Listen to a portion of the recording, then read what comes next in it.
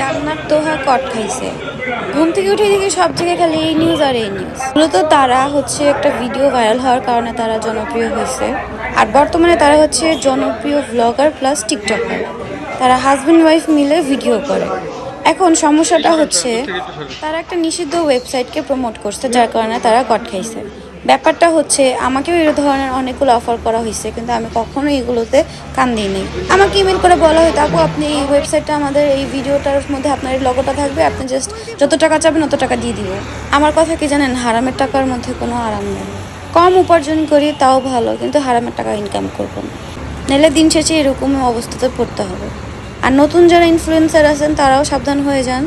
যদি কোনো ইমেল আসে বলে যত টাকা লাগবে অত টাকা দিব, আপনার ভিডিওতে শুধু আমাদের লোগোটা দিব, আপনি শুধু আমাদের ওয়েবসাইটটা প্রমোট করে দেন, ভুলেও এরকম করবেন না।